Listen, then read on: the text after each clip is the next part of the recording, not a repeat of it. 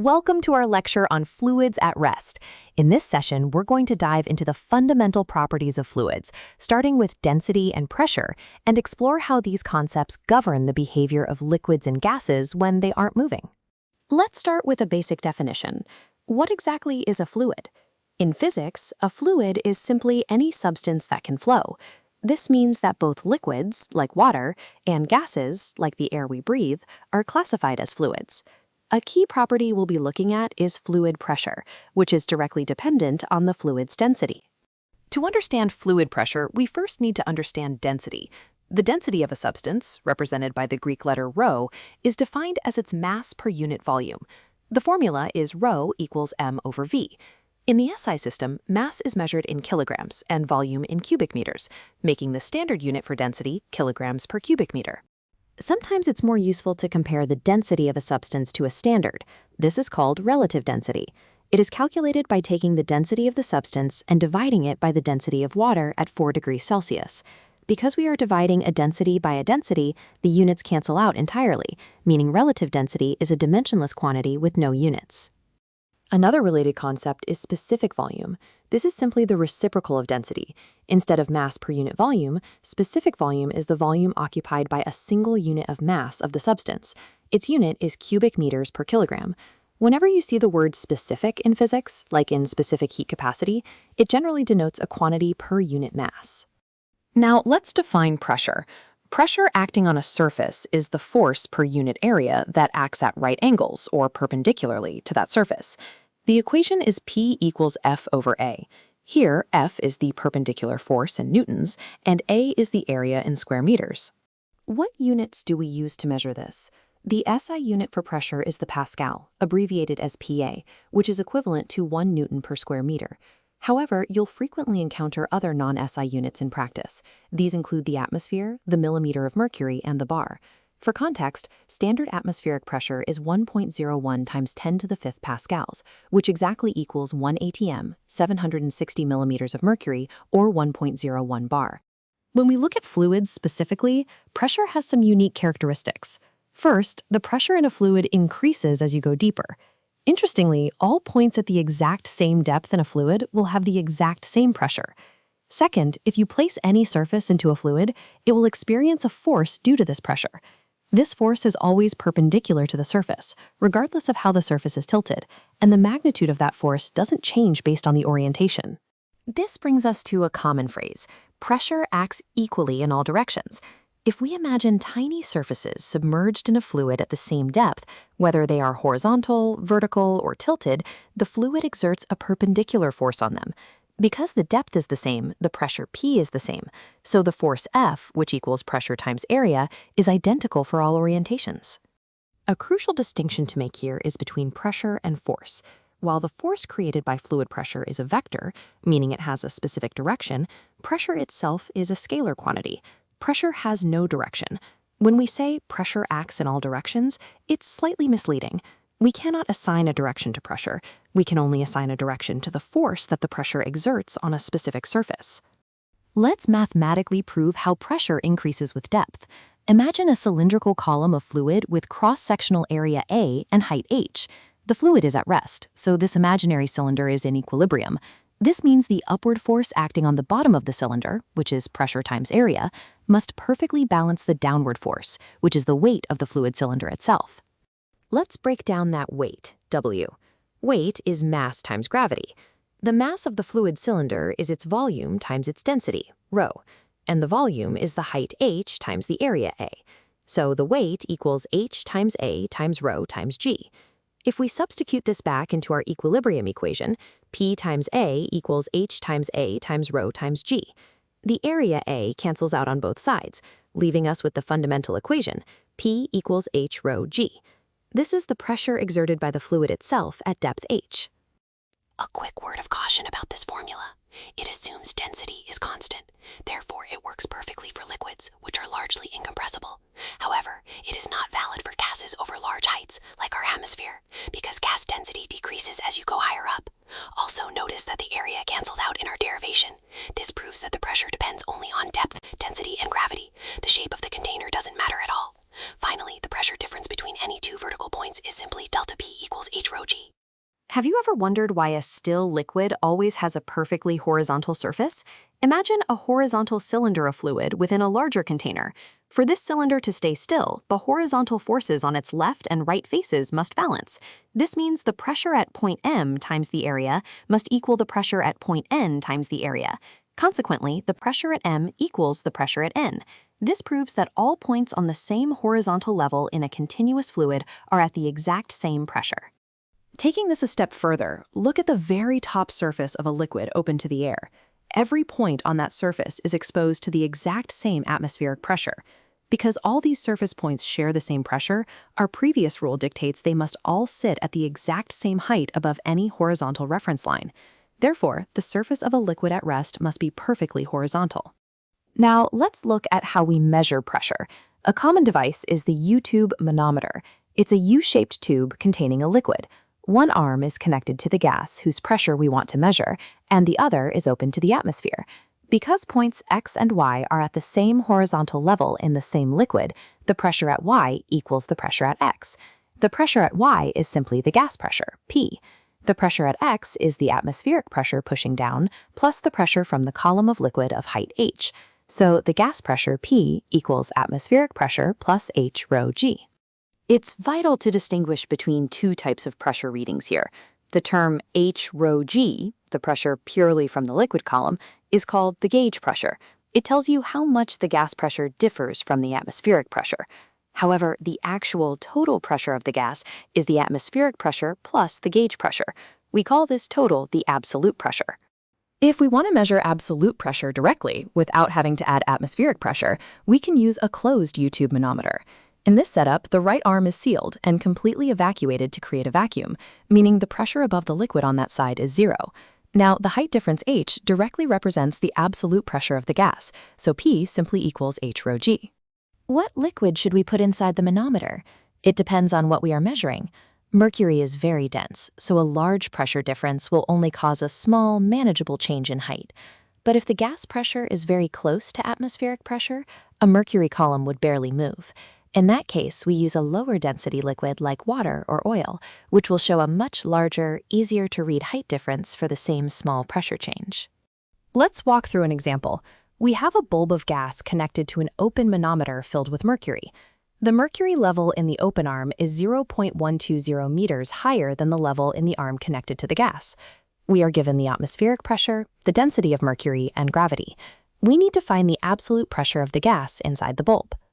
We solve this by tracking the pressure down the tube.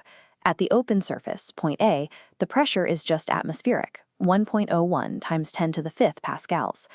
Moving down to point B, we add the pressure of the 0.120 meter mercury column using H rho G. Calculating that gives us 0.16 times 10 to the 5th pascals. The same, 1.17 times 10 to the 5th pascals. What if the gas pressure is lower than atmospheric pressure? In example 10.2, the mercury level in the open arm is actually 30 millimeters lower than the level on the gas side. This means the atmosphere is pushing harder than the gas. We are given atmospheric pressure as 760 millimeters of mercury. Let's find the gas pressure.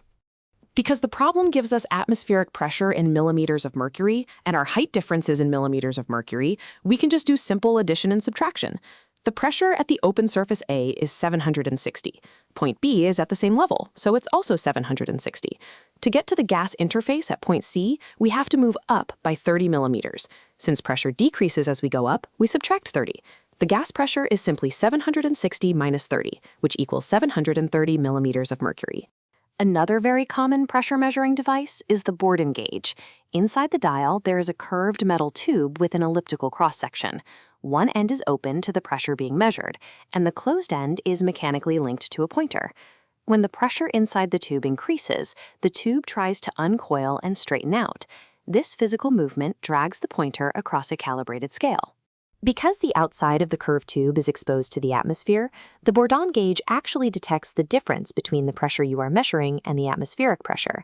In other words, it naturally measures gauge pressure. Many are calibrated so the needle points to 0 when disconnected. However, you can also buy gauges where the dial is offset to start at 1 atmosphere.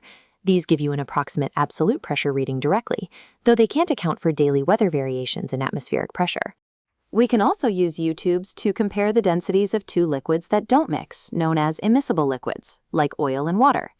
If we pour them into a U-tube, they will settle with a clear boundary between them. Let's draw a horizontal line at that boundary. The pressure at point X in liquid A must equal the pressure at point Y in liquid B, because they are at the same horizontal level in the continuous liquid B at the bottom. Let's set up the equations.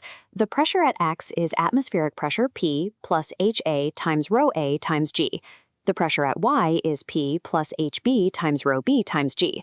Equating the two, the atmospheric pressure P and gravity G cancel out on both sides. We are left with HA times rho A equals HB times rho B. Rearranging this gives us the ratio of their densities. Rho A over rho B equals HB over HA. If liquid B is water, this ratio instantly gives us the relative density of liquid A. This brings us to a powerful application of fluid pressure, the hydraulic jack. Imagine two connected cylinders, one narrow and one wide, fitted with pistons and filled with liquid. If we apply a small downward force on the small piston at X, we create a pressure P in the liquid. Because they are at the same level, this same pressure P acts upward on the large piston at Y. The force at X is P times AX, and the force at Y is P times AY.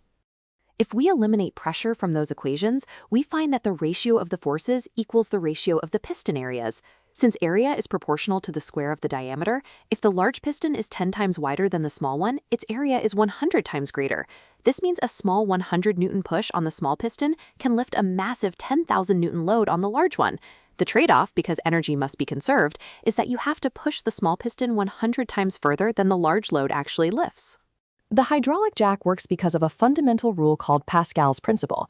It states that any pressure applied to an enclosed fluid is transmitted undiminished to every single part of the fluid and to the walls of its container, regardless of the container's shape.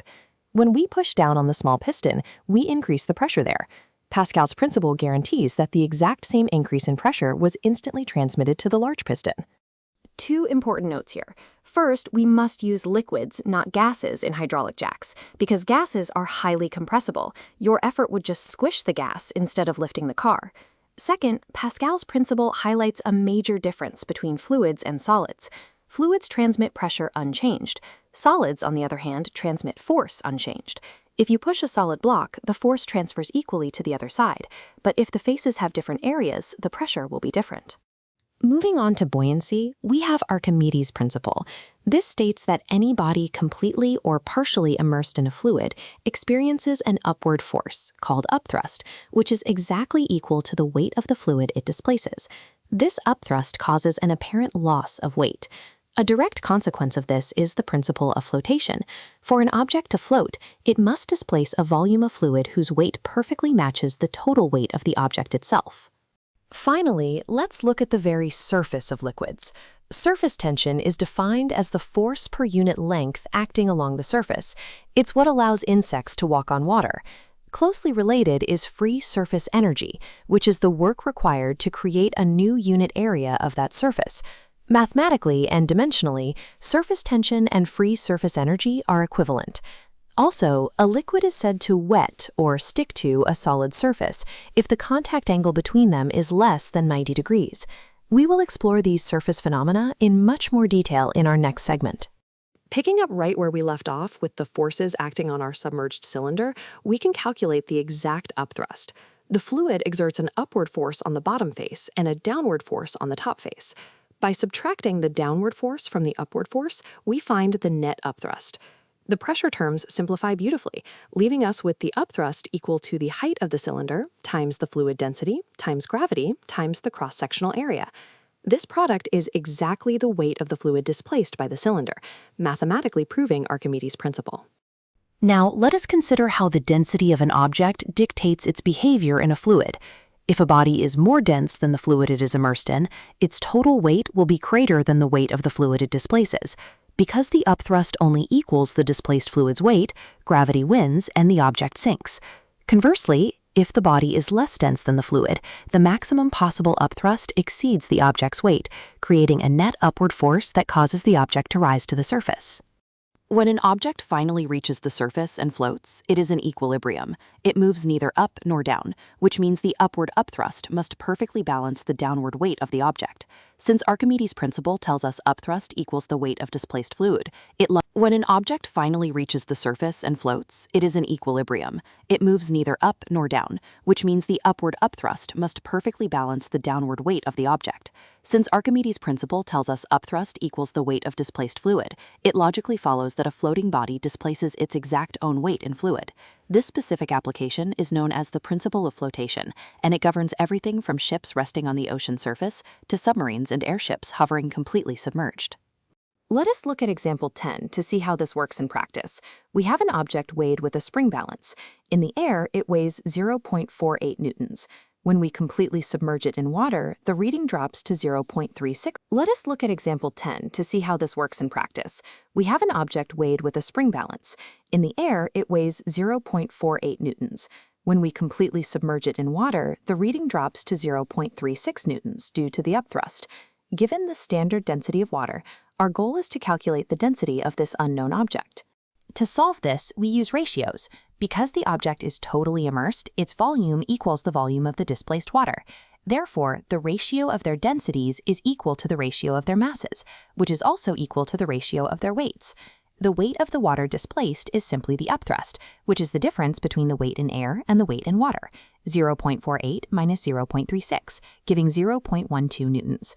Plugging this into our ratio, we multiply by the density of water to find the object's density is 4.0 tons times 10 to the power of 3 kilograms per cubic meter. We can adapt this exact same logic to find the density of an unknown liquid. First, we take a suitable solid object and find the upthrust acting on it when immersed in the unknown liquid.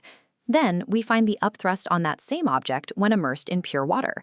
By dividing the two equations, the properties of the solid object cancel out entirely. We are left with a simple ratio.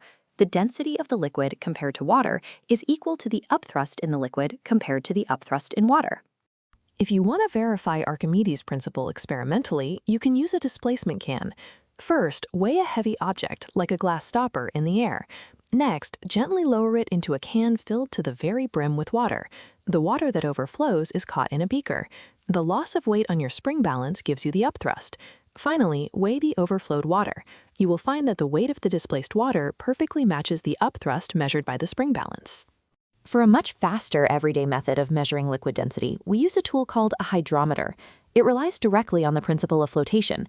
When placed in a liquid, it will sink until it has displaced a volume of liquid equal to its own weight. If the liquid has a low density, like water, the hydrometer must sink quite deep to displace enough weight. If the liquid is highly dense, it doesn't need to displace as much volume, so it floats much higher. Looking at the design of a hydrometer, every part has a specific purpose. The bottom contains lead shot to lower the center of gravity, keeping the instrument floating perfectly upright. Above that is a large bulb filled with air to provide the necessary buoyancy. The most critical feature is the very narrow stem at the top. Because the stem is so thin, even a tiny difference in a liquid's density will cause a large, easily readable change in how deep the hydrometer sinks, making the scale highly sensitive. Let us summarize the methods for determining density. The most fundamental method is direct measurement, dividing mass by volume. For mass, always use a beam or top hand balance, because a spring balance measures weight, which varies with gravity. For volume, the tool depends on the state of matter. Solids can be measured geometrically or by water displacement. Liquids require precise glassware, like pipettes or burettes. For gases, you simply fill a rigid container of a known pre-measured volume. Beyond direct measurement, we have the specialized techniques we've been discussing. Balancing columns is a great method for comparing two liquids. The hydrometer offers rapid readings for liquids. Archimedes' principle, using upthrust, is highly versatile for both irregular solids and liquids. Finally, a relative density bottle provides extreme precision for liquids and even fine powders, which you will often encounter in advanced laboratory work. Moving on from buoyancy, let's observe a different fluid phenomenon. Have you ever noticed that a steel needle can be carefully placed to float on water, even though steel is much denser than water and should sink? Or how water spilled on a waxed car hood beads up into tiny drops instead of spreading out flat? These effects happen because the surface of a liquid behaves remarkably like a stretched elastic skin. We call this surface tension, and it is entirely driven by intermolecular forces. To understand surface tension, we must look at the molecules. A molecule deep inside the liquid is pulled equally in all directions by its neighbors, so the net force is zero. But a molecule right at the surface is only pulled inward and sideways by the liquid below it. There are no liquid molecules above it to balance the pull. Because it takes work to pull a molecule up to the surface against these inward forces, surface molecules possess higher potential energy than interior ones. And as a universal rule of physics, systems always try to minimize their potential energy. Because the liquid wants to minimize its total potential energy, it tries to have as few molecules on its surface as possible. This means the liquid will naturally contract to form a shape with the absolute minimum surface area. Geometrically, for any given volume, a sphere has the smallest surface area. This is why liquids naturally form spherical drops. While gravity flattens out large puddles, small drops where mass is negligible, or hollow soap bubbles, form almost perfect spheres. If we want to see this spherical shape perfectly, we have to eliminate the distorting effect of gravity. We can do this using Plateau's method, shown here. By injecting a liquid like phenylamine into warm water, we create a situation where both immiscible liquids have the exact same density. The upthrust perfectly cancels out gravity. Free from gravitational pulling, the phenylamine forms perfectly spherical globules, completely dictated by surface tension. So why does the surface act like an elastic skin? In the interior, molecules sit at an equilibrium distance, where attractive and repulsive forces perfectly cancel out. But because the liquid is trying to minimize its surface area, the few molecules that remain on the surface are stretched slightly further apart than their ideal equilibrium distance. At this greater separation, the attractive forces overpower the repulsive ones. The surface molecules are literally pulling on each other, creating a constant state of tension across the surface. We will explore how to quantify this tension mathematically in the next section. Let us briefly review a few practical notes regarding the measurement of capillary rise before we move forward. When deriving the standard equation, the weight of the tiny amount of liquid actually inside the curved meniscus is ignored for simplicity. In a laboratory setting, the height of the liquid column and the internal radius of the tube are measured using a highly precise traveling microscope. To get an accurate measurement of the radius, the glass tube is typically broken exactly at the level of the meniscus. The contact angle and liquid density are usually sourced from standard tables or separate experiments. Finally, remember that the same mathematical principles apply equally to capillary depression. Now, let us examine the pressure difference across a spherical interface. The pressure inside a curved liquid surface, like a soap bubble, an air bubble in water, or a drop of mercury, is always greater than the pressure of the surrounding environment. Why is this the case?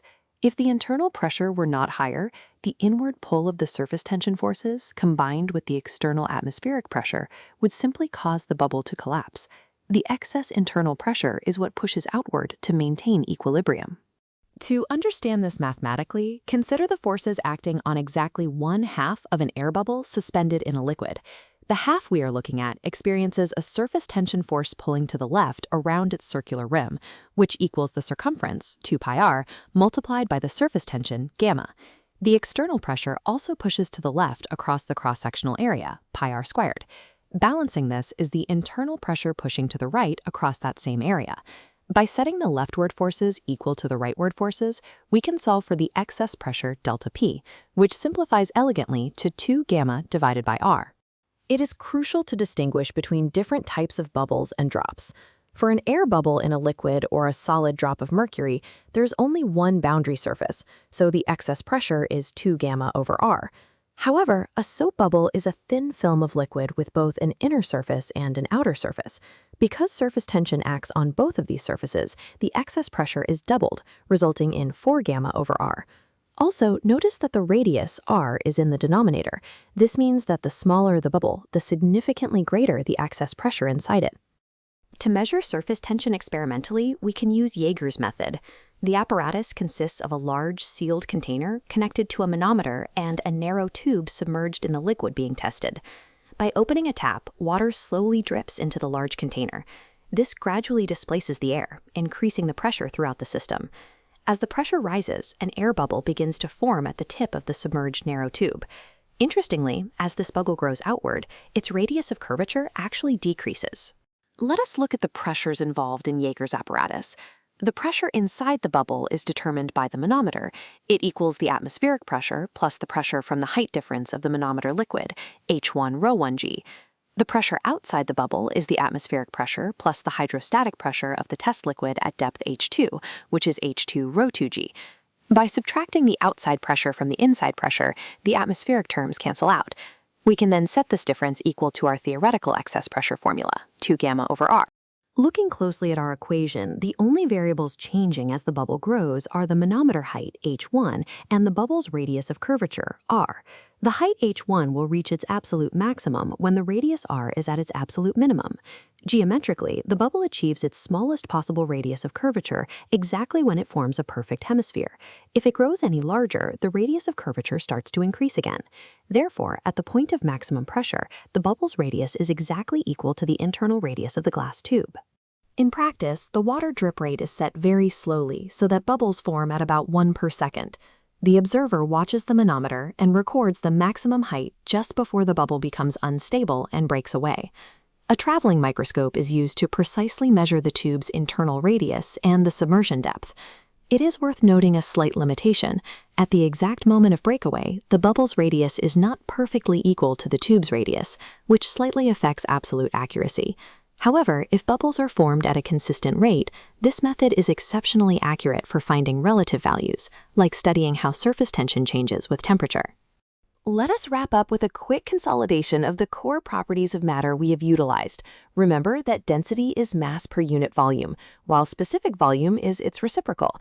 Relative density compares a substance to water at 4 degrees Celsius. Pressure is a scalar quantity, defined as force per unit area acting perpendicularly to a surface. Applying these concepts, we saw that surface tension always creates an excess pressure inside curved surfaces, governed by the 2 gamma over r relationship. We can brilliantly exploit this using Jaeger's method, measuring the maximum pressure of a hemispherical bubble to calculate the surface tension of any liquid.